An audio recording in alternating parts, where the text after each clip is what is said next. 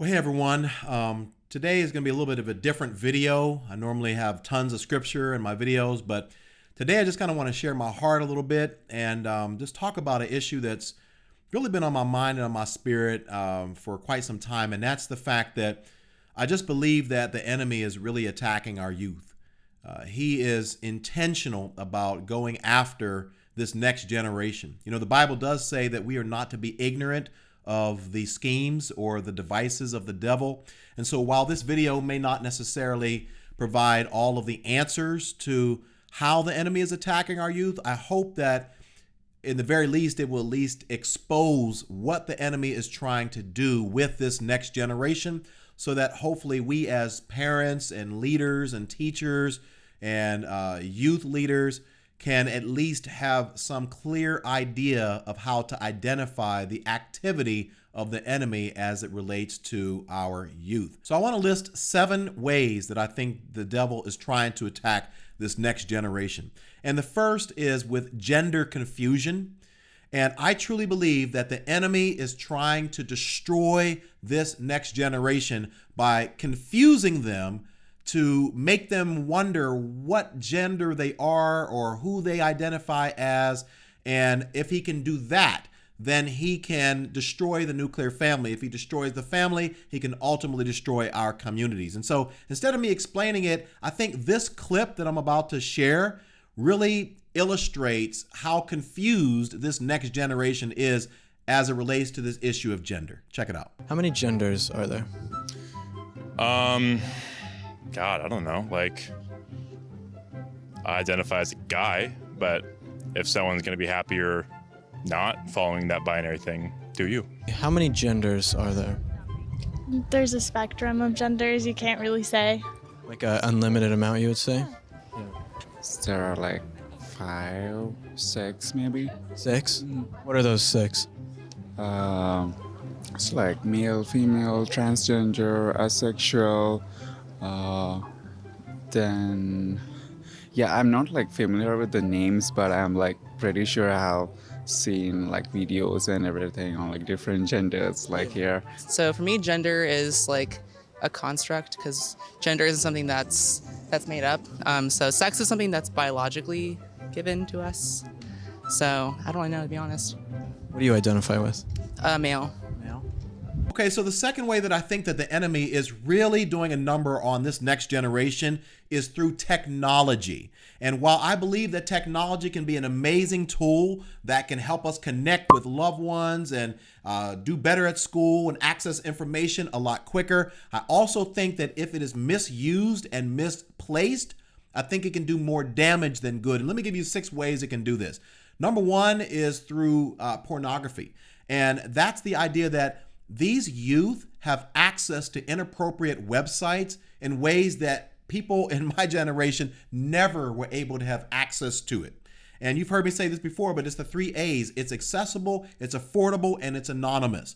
Nobody knows that they're doing it. It's affordable, they don't have to pay for it, and it's accessible. It's right there on their phones. And so that's one way that I think technology is really doing a number on our generation. And then the next way would be just making them lazier, because everything is easy for them to access. It's right at their fingertips. They don't have to actually go to the library and use the card catalog. They don't have to sift through different books to get information and to research. All you have to do is go to Google and you can find out anything that you want. And as a result, that's leading to decreased attention spans with our youth. Another way is that it is decreasing their writing skills.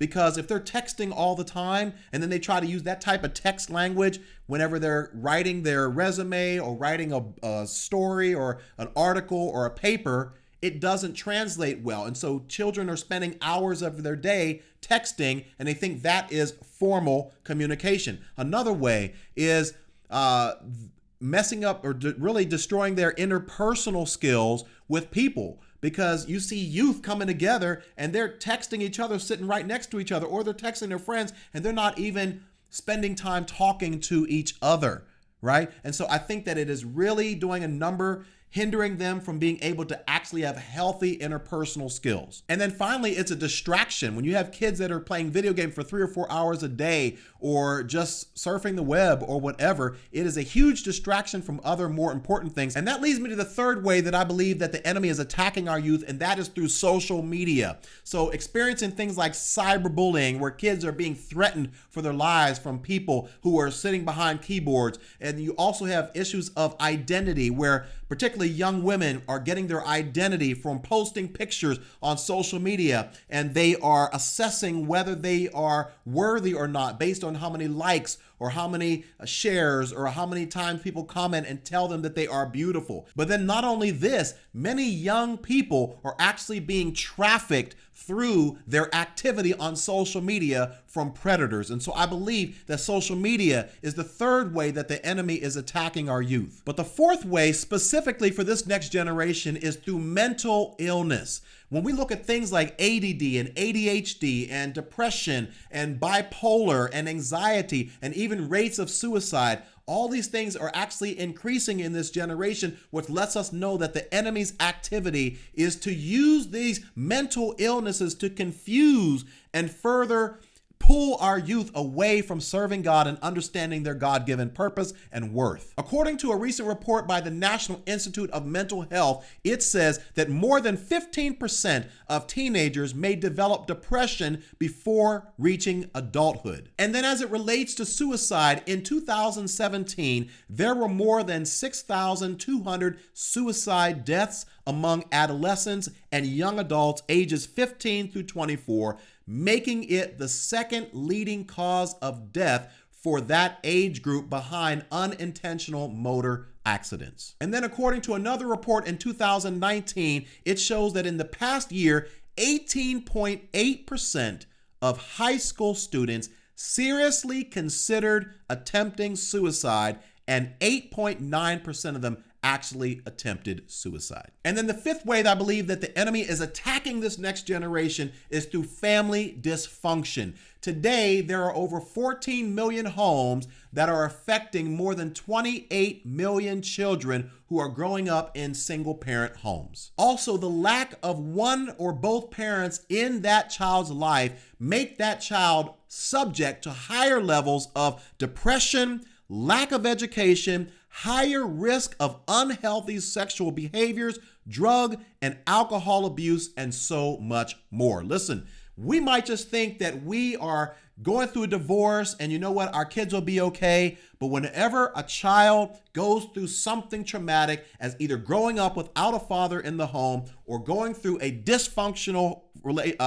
family situation, whether it may be divorce or something else, we are putting our children, our next generation, at a higher risk for all sorts of attacks that the enemy wants to unleash on their life, and they will ultimately more than likely cycle that into their next generation unless they make different changes in their lives. Number 6 is this area of sex before marriage. Based on a recent report, over 39.5% of all students in high school report to being sexually active. And then in another report, of the 20 million sexually transmitted diseases this past year, more than half of them were from people in the age group of 15 to 24. My friends, this is getting worse, and the enemy is using sexual temptation. He's using this sexualized culture. He's using the normalcy of the LGBTQ lifestyle and everything that goes along with that to confuse and to attack and to ultimately destroy our youth. And then the seventh, and certainly not final way that I believe the enemy is attacking our youth, is through drugs and alcohol. Today, about 21% of high school students admit to using drugs on a regular basis, and 41% of them admit to using alcohol on a regular basis, and these are only the ones who actually admitted it in a survey. So my friend, I believe that these are the 7 ways. Like I said, my intent in this video was not necessarily to solve it, but really to just let you know and to pull the curtains back and to truly expose the tactics and the strategies of the enemy as he is unleashing a specific attack against our youth. Now, the question is, when we see these things happening in our youth, in this next generation, in our children's lives, in lives of students in our youth groups, and people in our community, in our neighborhoods, what are we as adults going to do about it? So I would love to hear your thoughts. What do you think are the most pressing issues that youth are dealing with today? And how do you specifically see the enemy attacking this next generation? Let me know in the comment section below. If you found this video helpful in any way, feel free to share it with a friend. Also, if you haven't done so already, I would love it if you would subscribe. Check out some of the other videos on this channel. Thank you so much for watching. I'll see you next time on The Beat.